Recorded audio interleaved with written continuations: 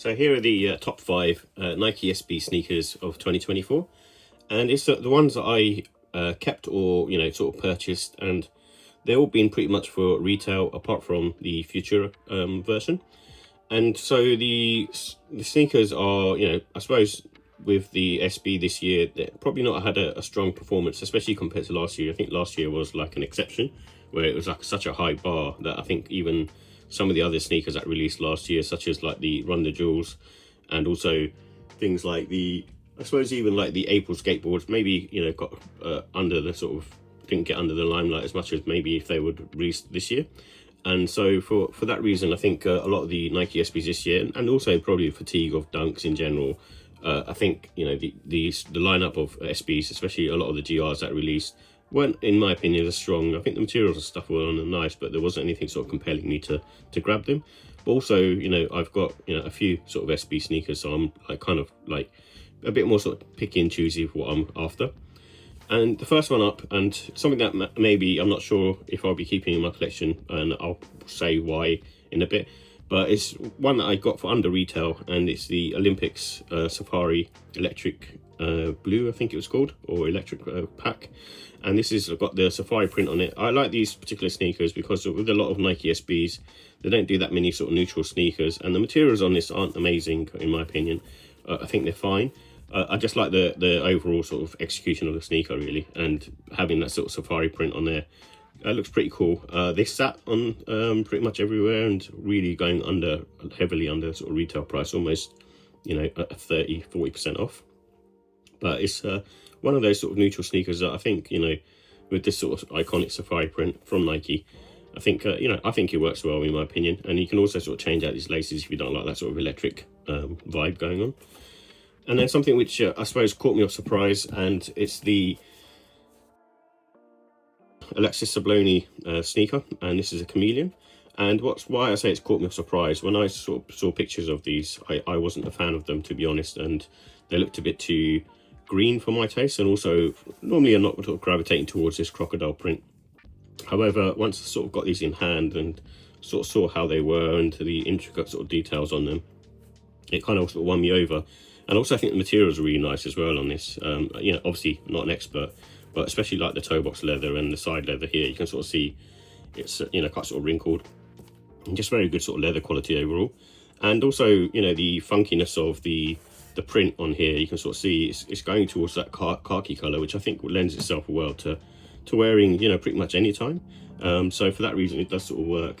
And then also there's the other sort of feature on this, the wear away feature, which I didn't realize when I first got them, is like there's a sort of violet pink color underneath, which obviously I'm not too much of a big fan of, but I kind of like that that it's got that on there as well. So, and then also just the little details of having the AS on the back, just to represent Alexis Sablone as skateboarder, and then on the back here as well you've got this sort of graphic which is sort of embroidered in as well, just things like that, of the Chameleon. So I think it's just a very cool sneaker in my opinion. I think it's very sort of underrated, especially because you can pick them up for a good price.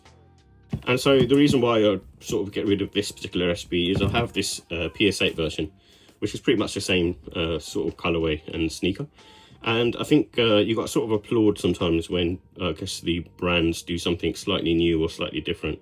And this one's taking on more of a, I suppose, new vibe of SBs, and sort of almost sort of moving away from Dunks. And I think they're trying to drop these, but I didn't drop sort of too many different colorways of this. And what they're supposed to be is more sort of hard wearing. They're using more sort of modern tech, which has got air zoom in there.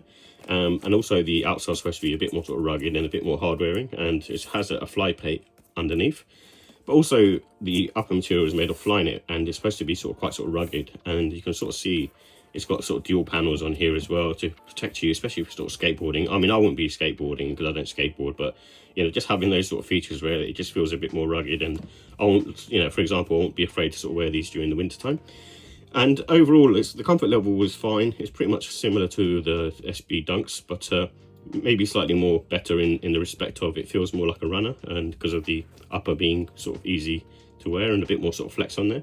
So they've kind of really thought about how they're how they're going to approach this. And I also like the fact that it looks more like an Air Max rather than a standard SB trainer, I guess. So it's kind of sort of that mix in between. I really like them, especially with the black laces. I had the blue laces in this particular pair as well, but I think the black works better just wearing with anything and, you know, other sort of clothes and stuff, especially if you want to sort of dress down a bit. But yeah, very cool sneaker in my opinion. And I feel one that was underrated and probably got overlooked because, you know, people were expecting more sort of hyped SB collabs this year, which didn't kind of happen. And it's the Big Money Savings, and this is a GR version of the sneaker. But the materials on this are just amazing, and I really like the colorway being the sort of brown color. It lends itself well to wearing sort of in the winter time, and it's supposed to be influenced by, I think, you know, saving money and, you know, those sort of thrift shops or those sort of furniture shops that you can sort of go into and sort of purchase, you know, like wallpaper and sofas and that kind of stuff really. And you can sort of see that with all the different materials on there. You've got sort of burlap on the toe box, and then on the side here you've got this kind of funky print, which for me personally reminds me of like those old wallpapers.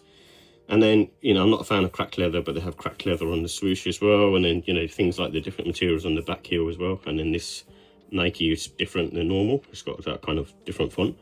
And then also the, you know, piece de resistance, that you got the tag in here, which, you know, personally I don't really want. I like the storytelling of it, but don't really want, because of the fact that, you know, if you're sort of wearing these, it's going to feel a bit kind of uncomfortable, and you kind of want to sort of tear it off, which obviously you don't want to do because, you know, you want to keep the sneaker intact. Overall, it's just a very cool sneaker, and I just, you know, think they're very, very cool, very, very nice. And, you know, like I said, it's one of the ones that went under the radar and probably shouldn't have.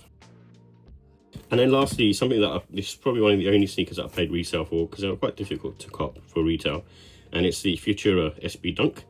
And this particular pair, I just think it's really funky and really cool actually, and I'm a fan of, as said before, blue colours, and this one's got quite a lot of blue on it and almost sort of going towards green as well, and a lot of white on the sneaker as well, which I really like. Not a big fan of like translucent outsoles, but I think with this one it works. But overall, you know, the colour scheme is good. It is a hype sneaker, and I also like the dual laces that you have on here, which go from sort of green to this sort of, I guess, violet sort of colour or purple colour, and almost going towards blue too. And then, so, you know, what I like about, you know, the print and stuff as well is just really cool, you know, and it's just nice to sort of, that Future has done another collab with Nike SB. My only issue with these is, and it's because of the fact that it's, you know, they wanted to get the print on there, but it's just the materials overall. They're, you know, got mesh, which I don't mind normally, but SB Dunks usually come with leather. But I think with this one, the shape is slightly off compared to, you know, the other SBs. So if you look at the toe box and here, you can sort of see it's a bit more sort of boxier with the Futuras. And that's kind of the only thing really. The shape is slightly off with these because of the material. But other than that, it's still a very cool sneaker, and, you know, definitely worth if you can grab them as well, because they're not going too bad on the resale market either. So, but yeah, you know, for me, I think this is number one.